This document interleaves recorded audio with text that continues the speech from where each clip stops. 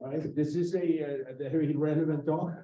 The supply chain, we're paying quite a bit of a pretty penny because of supply chain issues. And this is a very important subject. So today we're gonna have Swarup and Santosh to speak about building trust in your container supply chain. So here we go. Bye, guys. Go yours.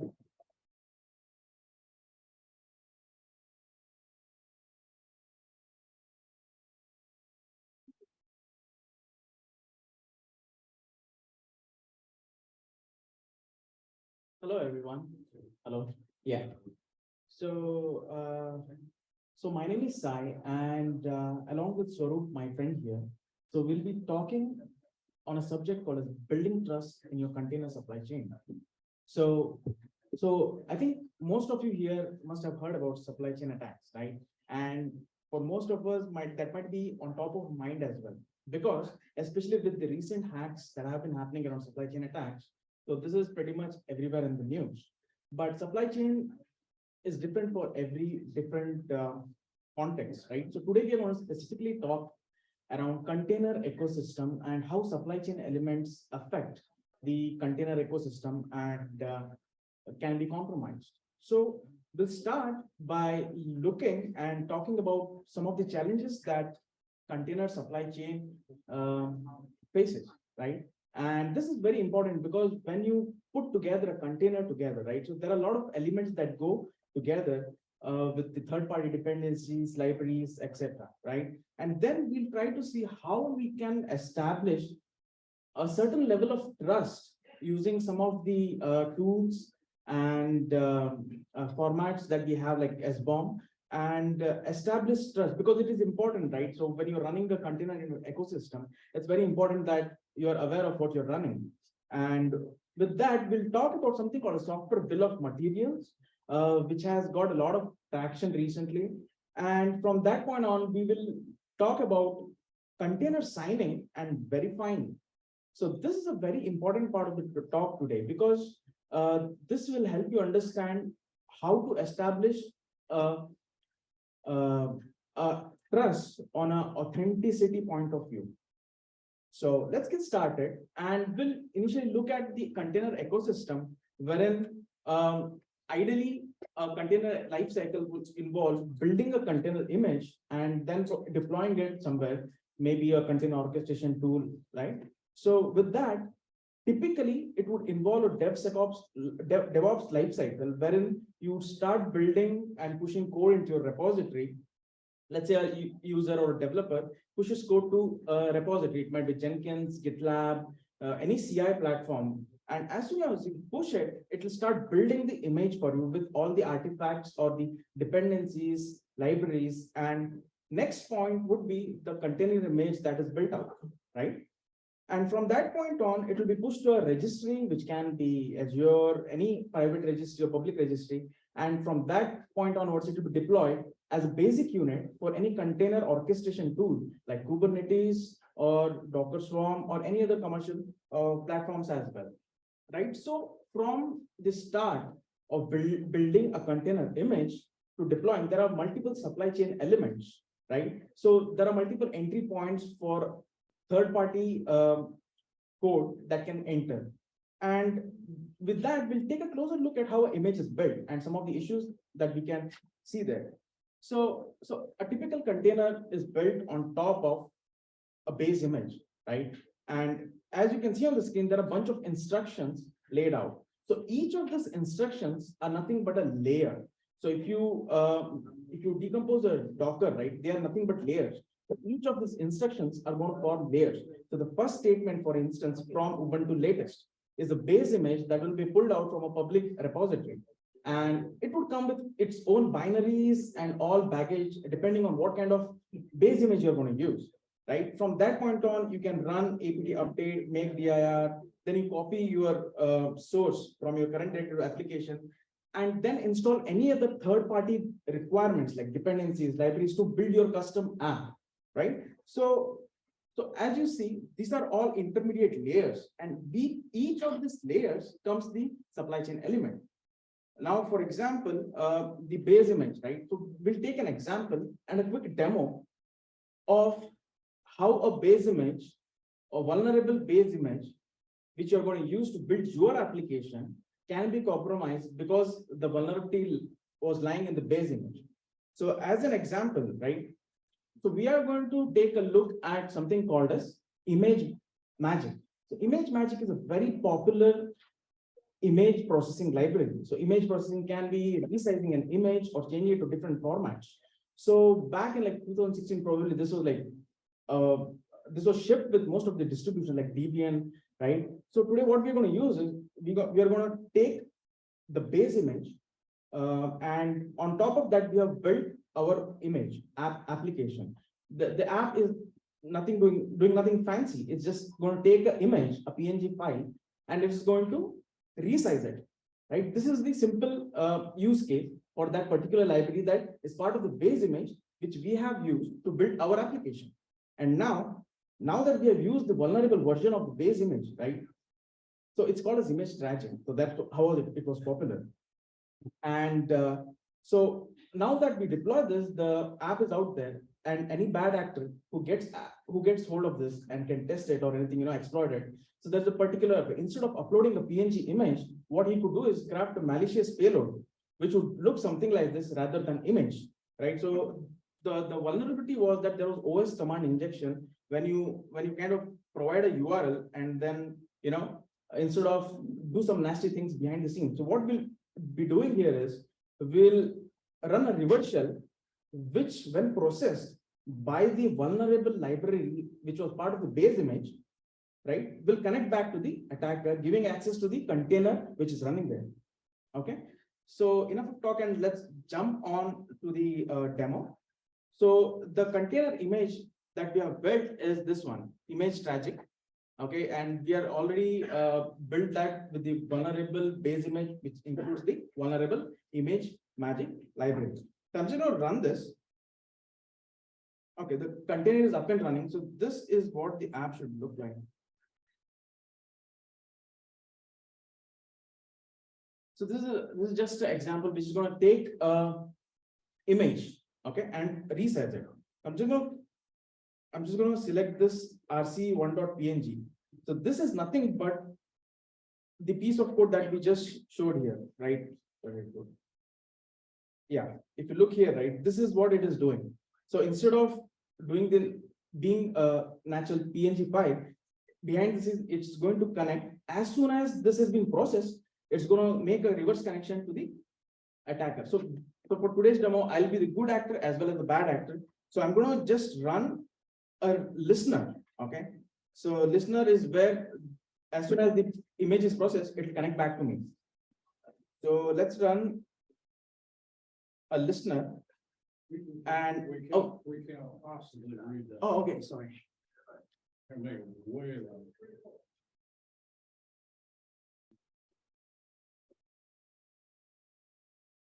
Is it better?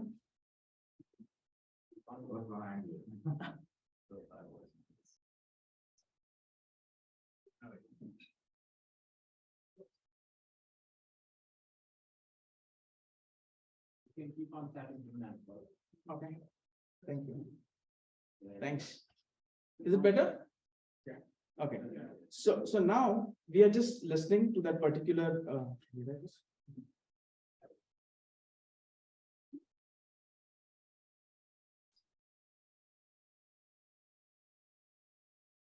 so it's listening. So let me just go back and click on resize.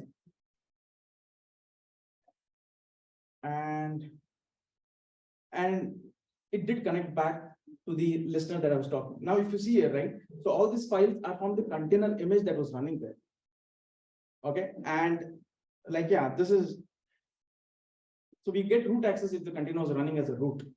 So basically it's a simple flaw that was in the base image, but we built our image on top of it. And due to which that image magic issue, which was in the base image, was inherited by our app. So with this, right, so we'll move on and move forward to understand what are some of the things that we can do to establish some amount of trust, right? So there are multiple things that one can do. So today we are going to look at So let's look back at the ecosystem that we were talking about. Developer pushes code, builds the image, pushes to registry, and from that point, deploys it, right? So here, what can we do? Because this is the artifact that we have generated, container. So right now there is zero guarantee. So if we know what goes into making of this image, like what are the dependencies, right? So we can at least take a look and decide, okay, these are the libraries, let me see some form of security assurance activities, right? So how can we do this? By leveraging something called as software bill of materials. So you generate software bill of materials for this particular container image, will tell you and give visibility or transparency to the dependencies libraries that you are using. And with this, right, you will be able to do some form of security assurance activities by generating the SBOM and giving it to a security scanner and say that, hey, can you tell me if there is any vulnerability here? So now we have established certain amount of trust, but you can go one step ahead now, right? By signing in and verifying your container images, because this will give you a trust on a authenticity standpoint, not just the security assurance activity, but it will tamper resistant, like it will make sure that it is tamper resistant. So we are going to take a deeper dive into the SBOM and container signing. Let's move on to understand what is software bill of material, right?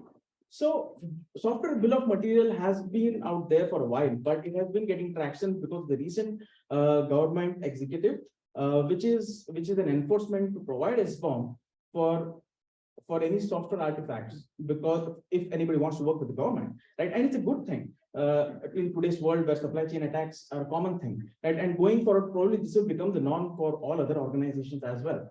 Now, but what is exactly SBOM, right? So let's say, I'm sure everybody has walked into a grocery store today, right?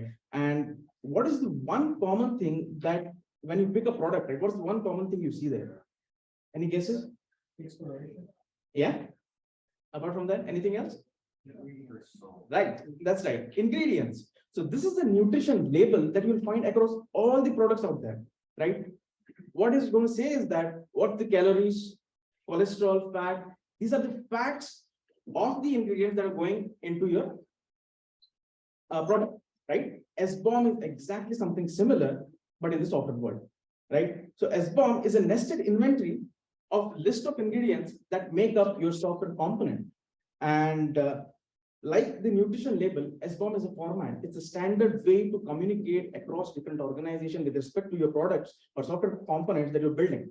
And one vital thing here is SBOM itself is not a security artifact. You can't do anything with that, but you are going to send it out to other tools and downstream systems, which will help you, which will help you to understand. Like, for example, if you have a SBOM, you can ask, hey, can you please tell me, by using this particular library, am I violating any kind of compliance, right? Violating any license? Am I violating any license? Or you can give it to a vulnerability scanner and say, hey, can you please find out, I'm using all these libraries as part of this artifact. And can you tell me if there are anything vulnerabilities as part of this? Right? This is just an artifact in itself, but it's going to help us do some of the assurance activities that you would like to do. Now, yeah, so like you see here, right, it's just the nested libraries and you generate SBOM. So like we were talking about the facts, right, SBOM has a bare minimum element, like the National Telecommunication and Information Administration. They have put together formats for generating SBOM. And these things that you're seeing on screen, right, author's name, supplier name, component name, version string, hash, unique identifier, and relationship between all other dependencies, right? So these are some of the base minimum elements that need to be part of your SBOM. Now let's take a look at some of the formats that we have, right? So the first format that is available is SPDX, Software Package and Data Exchange. This is from Linux Foundation. This has been there from almost 2010. And the next one is SWIT, that is Software Identification Tagging. And one of the important things for us from a security standpoint is CycloneDX, because the difference is SPDX is focused more on compliance of a license. Their roadmap and process is more towards that. Software identification tagging is more towards IT asset management. Like if you install a software, it will tag it. When you uninstall, it will untag it. But CycloneDX is something that you'd be more interested in, right? So it is mostly for generating software bill of materials, right? For the application security context and supply chain component analysis. So these are SBOM related formats. So let's quickly look at the tools that will help you to generate this SBOM. And we're also going to have a quick demo on this one as well. So one of the tools, it's a very powerful tool which will help you generate container SBOM, right? So SIFT is one of the two CLI tool which is written in Go, which will help you generate container SBOM. You can integrate that as part of your pipeline as well. And it supports OCI, Docker, and different SBOM formats. And it provides a good framework when you send this SBOM to a container scanning tool like Gripe. We are also going to see that. So you have a container image, like we saw a vulnerable container image that we ran, right? We are going to use that image and we'll generate a SBOM for that. So SBOM is going to look something like this. And we're going to use the tool Gripe, which is a vulnerability scanner tool. You can run the Gripe tool on a container image itself, or you don't even need an image, but only the SBOM for that. So if you have SBOM, it's going to tell you what are the vulnerabilities listed out there. So let's quickly jump and take an example.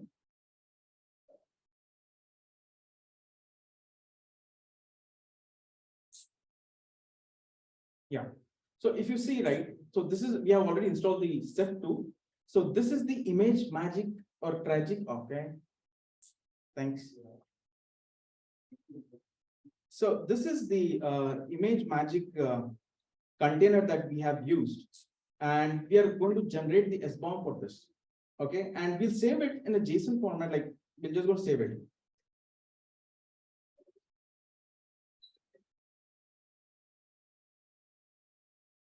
So it's loading image. So it takes some time to generate the SBOM. And once, like we said earlier, SBOM in it itself, right? It's not a security artifact. So it's just going to give you the dependency and list of the dependencies. And once it is done, right? So you can send it out to Gripe. It will scan the SBOM and tell you what vulnerabilities you have. Like what we'll do is we are using the image tragic image, right? We'll generate a SBOM and we'll take that SBOM and give it to Gripe. And we'll also see that Gripe is reporting that it had that OS execution, that particular CD. Okay. So now if you see here, we have SBOM and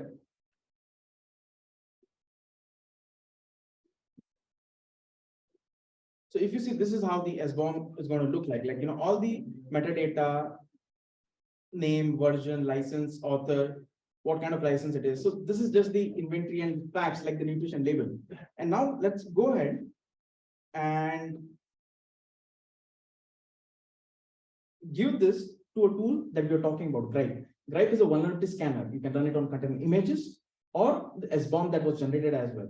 So now let's generate the SBOM. And what I have done is I'm going to grep for the CV, that is image magic vulnerability, right? I'm just going to grep so that we can see that it was reporting it. I'm just going to run that.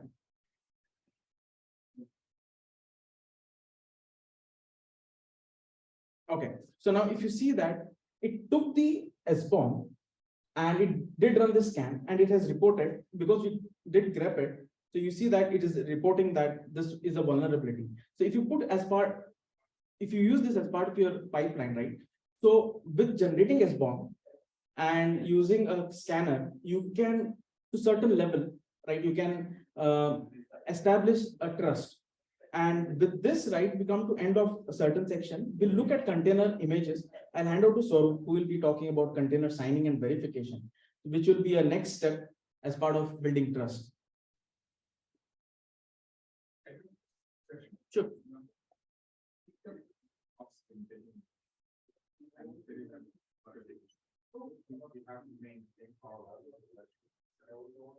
Sorry, what was the question?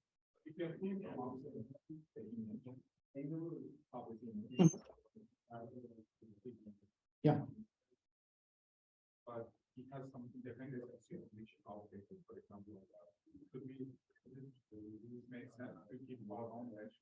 Oh yes, yes. Like ideally, I think even the public version, like for example, base image, if you're downloading it, right? So they will have, if like for example, if there are researchers who are reporting CVs for that, so the maintainers of that particular project are going to release patches and updates. So you would want to consume the latest one which is available to build on top of that your own application. Does it make sense? Oh, yes, like log4j, right? Like we had one, yeah. So I think there are at times, if you're using some tools to, if there is a workaround that might work, or you have to work until, the patch is available for that. Okay. Thank you, Sai. And if some.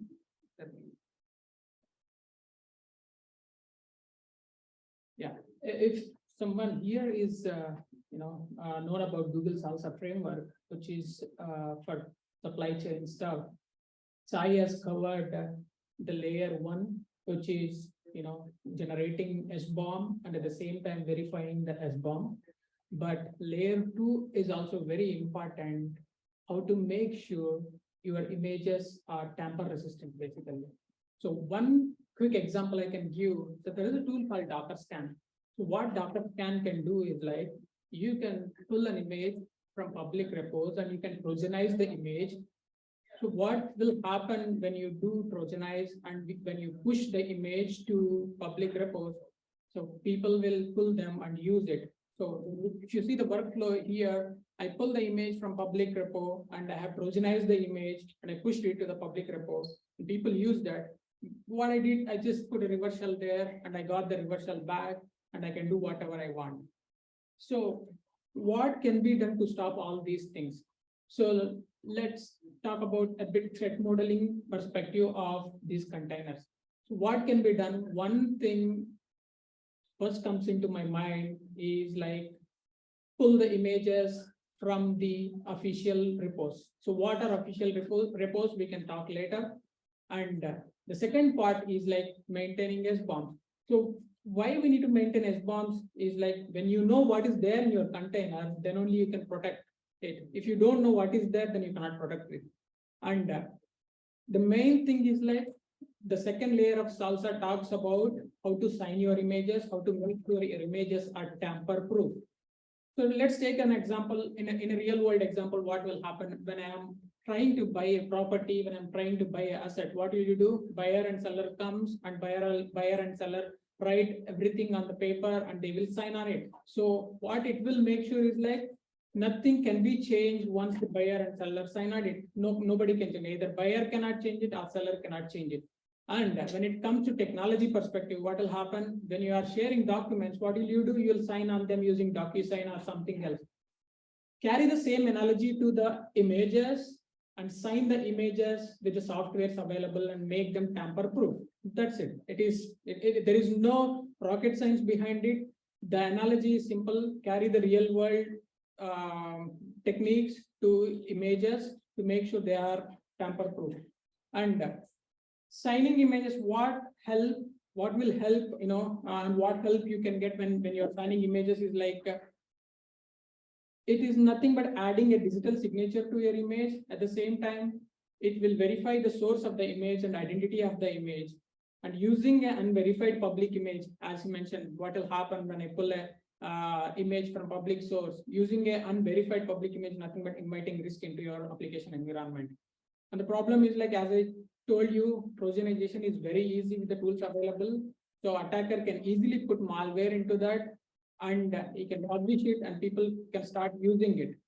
And, signing again makes your images tamper resistant. So there are popular tools available in the market. One is Cosign and another is Docker Notary. So there are many tools available. For the purpose of the demo today, I will be demoing on Cosign. What Cosign will do, Cosign can sign your images, at the same time sign your binaries in the blobs.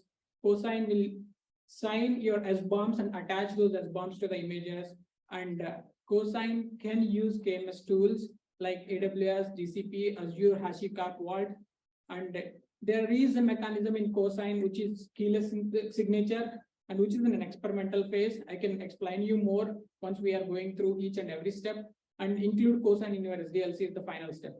So signing your images, what will happen? So you will be signing your image with your private key and you will be verifying the image when you are using that with your public key.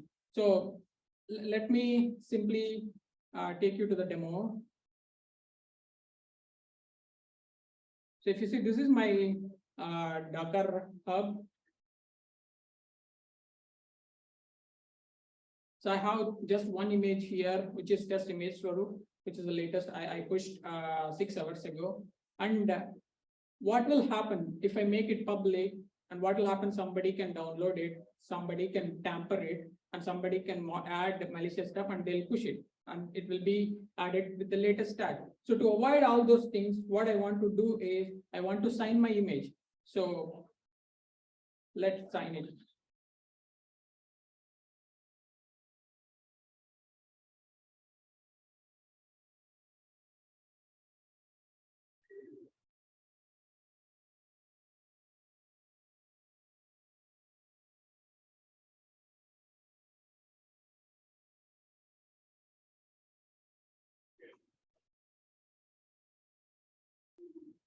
Cosine. So I have generated the keys already, and my image, my repo is this one, and my image name is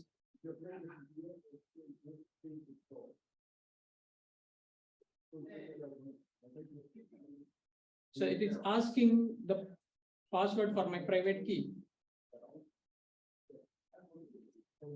So what Cosine will do here, it is signing the image and it will push the signed image into the repo, so which is safe.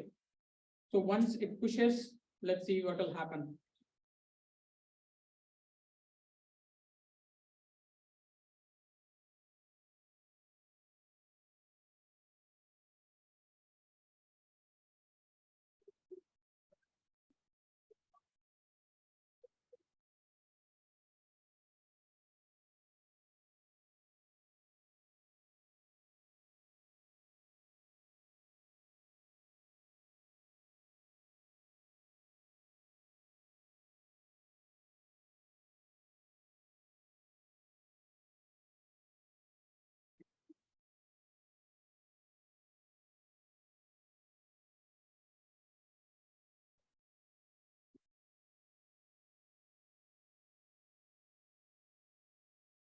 I think the internet is a bit low.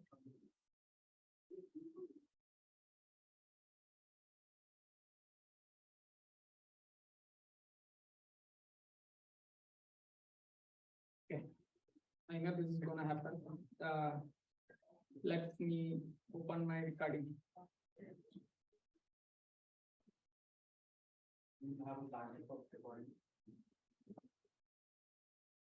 So as I mentioned, I have signed my image and pushed it to my repo. So once I pushed it to my repo, so there will be the signed image of the same latest image. This is the signed image. And you can do. So what the triangulate option will do, triangulate will identify or will search for the signed version of the image basically. So let's say I have signed and pushed it to the repo. Triangulate will try to identify if there is a signed version of test image Swarup here. If it is there, Cosine will tell you, yes, there is a signed version of this image, and this is the signed version of this image. So which is similar to what we have just pushed. And at the same time, Cosine will verify whether the signed version is not tampered with the public key we have. So now I do Cosine verify. The key which I have presented here is the public key, and the key which I have presented when I am signing it is a private key. So now when I try to see, please verify my latest signed image is not tampered. So then what Cosine is telling me, the Cosine claims are validated. The signature were verified again as the specific public key. So the image is not tampered. You can happily use that image. So the claims are tampered here. At the same time, the signatures you have provided with respect to your public key has been verified. So this is the important part. So now I have pushed a signed image, and I am using the signed image when I am pulling that and I'm verifying it. And at the same time, the biggest problem people faces is like how to maintain these many keys. Now I have my public key, private key, and it is not, easy task to do that. So that is why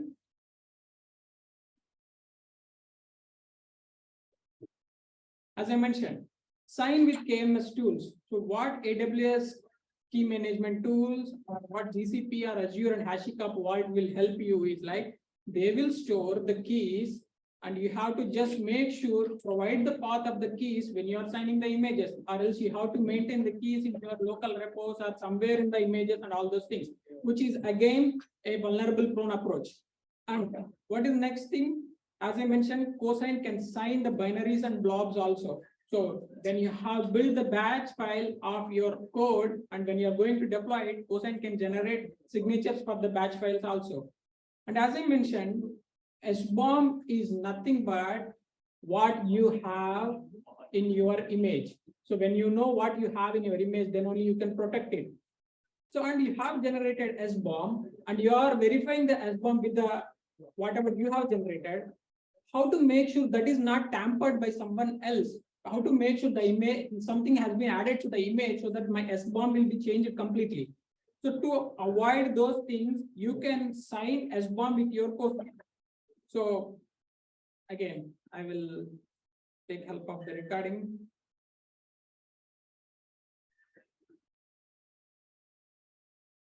So now what I'm doing, I'm using the same shift tool to generate my SBOM. So for the image test image Swarup. So the moment it generates the SBOM, now I just generated under the command prompt. Now what I'm doing is I am trying to load my SBOM into a SPDX format file. Once it is generated, I am attaching my SBOM to the image. So what will happen when I attach SBOM to the image? Now I'm telling my image, this is your SBOM. So these are all the things you have within you. So if something is changed, please make sure that can be failed. So what I did is like I have the generated SBOM I'm attaching to the image. So I am just giving that cosign attach my SBOM to the test image Swarup. So it is attaching the SBOM. And if you observe here, there is the mistake I'm doing is I'm just attaching the SBOM. I'm not signing the SBOM. So the warning here is attaching SBOMs this way does not sign them. If you want to sign them, use cosign attest predicate latest SBDX and all those things. So again, what I did, I just attach my SBOM to the image. If you see the format of this, it will be .sbom. And again, so now what I'm doing is I am following the secure way of signing my SBOM and attaching my SBOM to the image. So this is like cosign sign key with my private key and attachment SBOM to my image. So once I do that, what will happen? It will create another signed image with signed SBOM in it, and to make sure, even the image will not be tampered. At the same time, the SBOM with respect to the image will not be tampered. So this is what cosign will be helpful when you are making sure your image should not be tampered and someone cannot put some malware or trojans into your image. So coming back to the presentation now.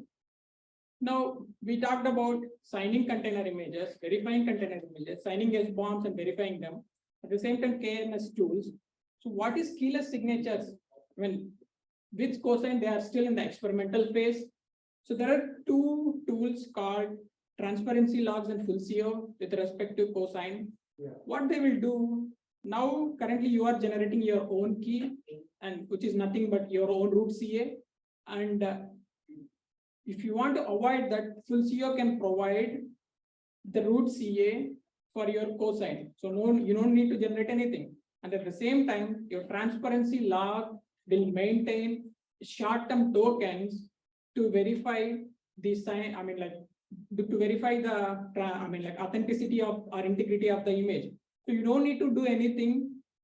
The full CO and transparency logs will make your cosign assigning images part keyless, basically. So that is cosine. And now I have signed and everything in place, how to use that in my SDLC, how to use that in my pipeline. Go ahead and put cosine in your pipeline, and as we seen, sign when you are pushing the images onto the repos, and when you are pulling back, verify with your public key and make sure nothing is gone wrong. So when the pipeline will fail is when the public key is unable to verify the image. At the same time, when the provided image is wrong for the public key. Both ways the pipeline will fail, and you are secure from tampering part. So from the Google Salsa framework perspective, first part is like maintaining your SBOMs. The second part is signing your images to make sure they are not changed.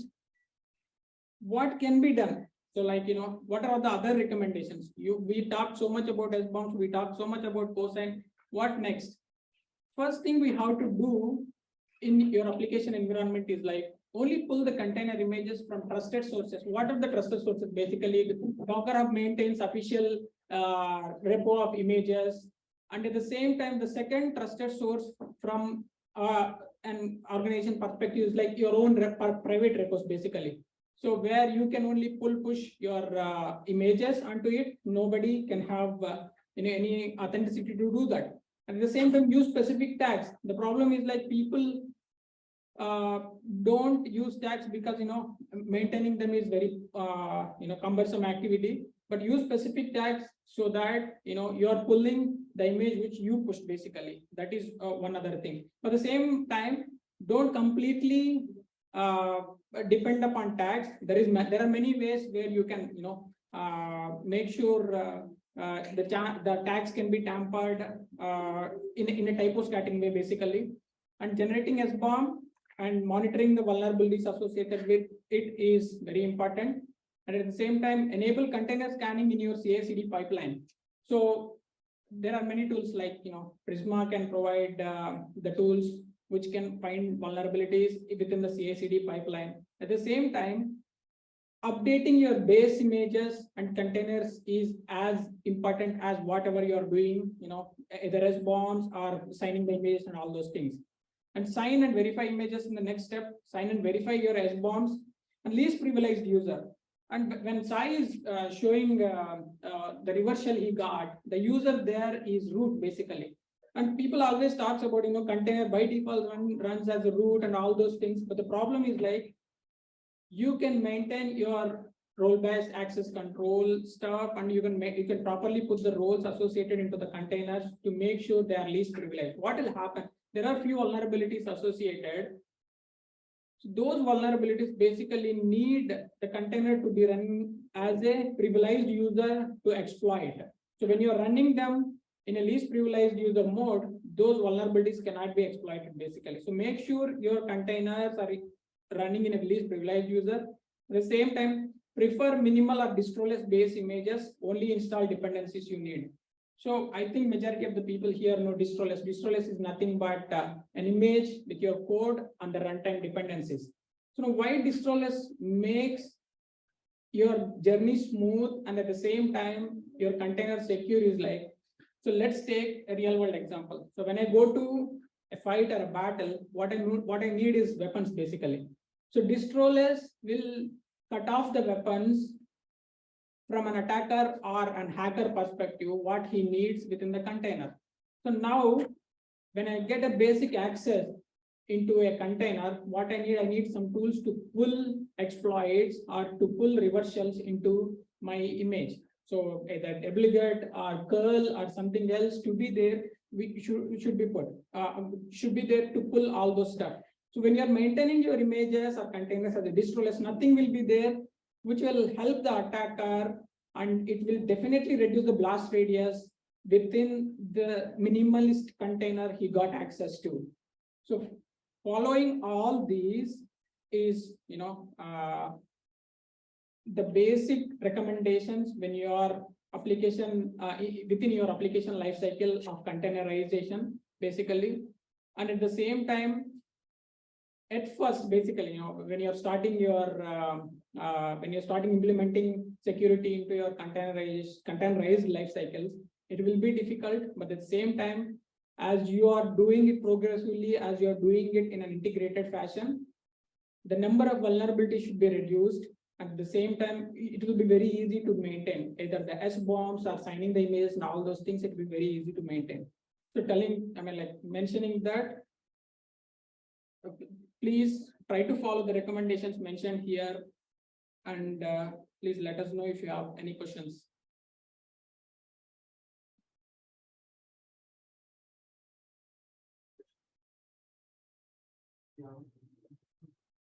All right, thank you, everyone.